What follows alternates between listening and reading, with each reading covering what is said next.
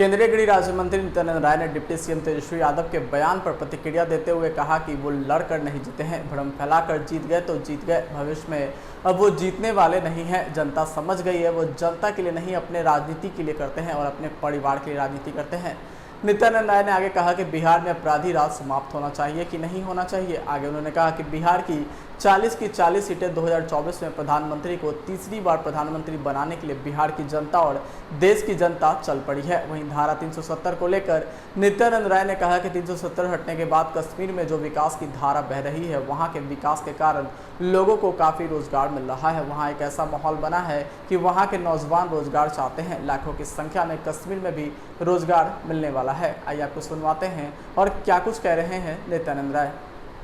या देश की एकता और अखंडता के लिए, देश की में एकरूपता के लिए कश्मीर के गरीबों को, जो पहले से दलितों को, पिछड़ों को आरक्षण का लाभ नहीं मिलता था, उसको वैसे, जिनको वंचित कर रखा था वैसे वर्ग को और वहाँ विकास रुकी हुई थी, वह विकास जो तेजी से दौड़ने लगी है। और वहाँ 370 धारा हटने के बाद वहाँ जिस प्रकार से बड़े बड़े वहाँ medical colleges, hospital, engineering college, बहुत सारी संस्थाएं जा रही है। एक देश के पूरे विकास के दौर के साथ कश्मीर भी जुड़ चुका है। सर, आज 31 की बैठक हुई है, इसमें क्या विषय पर चर्चा? वो उस पर लोकसभा अध्यक्ष नहीं 31 तारीख अरे भैया, की भी बैठक हो रही है। भारतीय जनता पार्टी संगठन और कार्यकर्ता चुनाव की तैयारी एक दिन नहीं करते हैं। इनका तो काम है अपने संगठन को मजबूत करना। जब भारतीय जनता पार्टी के संगठन में हमारे कार्यकर्ता, हमारे नेता लगकर दिन रात जब संगठन का विस्तार करते हैं तो लोग हमारे संगठन से जुड़ते हैं। संगठन से जुड़ते हैं तो भारतीय जनता पार्टी को देखते हैं। भारतीय जनता पार्टी की नीति और माननीय प्रधानमंत्री जी का नाम और काम देखकर आज संगठन इतना विस्तृत हो गया है कि अब संगठन और समाज में अंतर ही नहीं रह गया। संगठन हमारा समाज है, समाज हमारा संगठन। 31 तारीख को और 1 सितंबर को INDIA के बैठक मुंबई में होने जा रही है। फिर से सीट बंटवारा को लेकर के कोर कमेटी बनाने की बात हो रही है। देखिए, कुछ भी कर ले, मैं पहले भी कहा हूँ, आज भी कह रहा हूँ कि वह भ्रष्टाचारियों का गठबंधन है, वह घोटालेबाजों का गठबंधन है, वह घमंडिया गठबंधन है। और लोग यह जान चुके हैं कि हमारा जनाधार खत्म हो गया है, तो हम महागठबंधन करके वहाँ मंच पर इकट्ठे होकर लोगों को भ्रमित कर देंगे और लगेगा कि अब यह लोग भी अब गठबंधन बनाकर ताकत में हैं। ऐसा कुछ नहीं है। जितना वो इकट्ठे होने की तैयारी कर रहे हैं महागठबंधन के लोग, और इधर देश की जनता नरेंद्र मोदी जी के साथ इकट्ठी हो चुकी है। अब वहाँ नेता इकट्ठे हो रहे हैं, वो भी कुछ वैसे दल के जो भ्रष्टाचारी दल है, घोटालेबाजों का वह प्रतीक दल सब है। और यहाँ जनता नरेंद्र मोदी जी के लिए पहले से ही मन बनाकर इकट्ठा होकर 24 की तैयारी कर चुकी है। किसी न किसी रूप से विपक्ष को तब परेशान किया जाता है, जो लड़ेगा वही जीतेगा। वो लड़कर जीतते नहीं हैं, अरे आराम से, भरम फैलाकर जीत गए सो जीत गए, विभेद पैदा करके जो जीत गए सो जीत गए। अब भविष्य में कभी जीतने वाले नहीं हैं। जनता समझ गई है कि वह जनता के लिए नहीं, विकास के लिए नहीं, शांति के लिए नहीं, अपने लिए ही वो लोग राजनीति करते हैं, अपने परिवार के लिए करते हैं। इसलिए कुछ ना दूसरा कि भाई जो भ्रष्टाचार करेगा इस देश को, आप बताइए, बिहार को भ्रष्टाचार से मुक्त होना चाहिए कि नहीं होना चाहिए? इस यहाँ क्या अपराधी राज समाप्त होना चाहिए, होना नहीं चाहिए? अपराधियों को संरक्षण देना, भ्रष्टाचार खुद करना, खुद घोटाला करना और घोटाला करने वालों को संरक्षण देना, इस प्रकार के लोग के पास कानून तो पहुँचेगी ही, कानून तो कार्रवाई करेगी ही।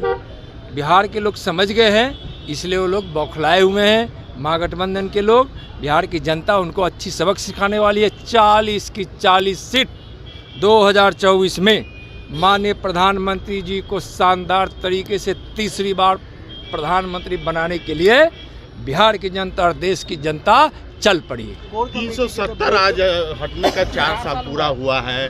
कहा जा रहा था कि जो छुएगा वो बर्बाद हो जाएगा, खून की नदियां बह जाएगी और कश्मीर आज देखिए 370 थोड़ा नीचे जी हटने भाई, के अरे बाद थोड़ा सा नीचे कर। कश्मीर में जो विकास की धारा बह रही है, विकास में वहाँ के विकास के कारण लोगों को काफ़ी रोज़गार मिल रहा है। वहाँ एक ऐसा माहौल बना है कि अब वहाँ के नौजवान रोज़गार चाहते हैं। वहाँ जिस प्रकार से निवेश हुआ है और जितने निवेश होने के लिए वहाँ लोग आगे बढ़े हैं, लाखों की संख्या में कश्मीर में भी रोज़गार मिलने वाला है। पत्थरबाजी बंद हो गई, अपराधियों को संरक्षण देने वाले की अब खैर नहीं होती है। पूरे भारत के लोग से कश्मीर के लोग जुड़ चुके हैं और लोग बहुत खुशी से और आनंद में हैं। अभी देखे होंगे कि 34 बरस बाद कश्मीर के उस श्रीनगर में मुहर्रम मना लाल चौक पर 34 बरस के बाद।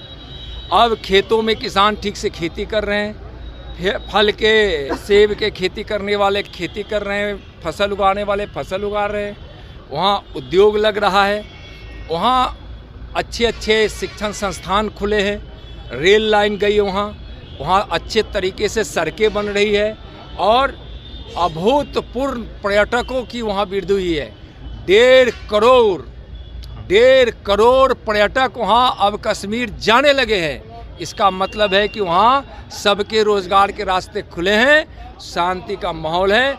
इने गिने चुने कहीं कहीं अपराधी अपना पैर फैलाना चाहता है तो उसको भी देश की सेना, जम्मू कश्मीर की प्रशासन, देश की पैरामिलिट्री फोर्स अच्छे से सबक सिखाती है।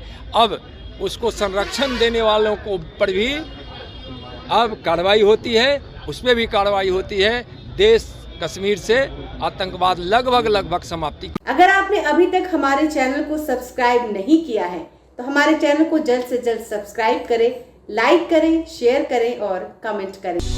क्या आप पत्रकारिता के क्षेत्र में अपना कैरियर बनाना चाहते हैं?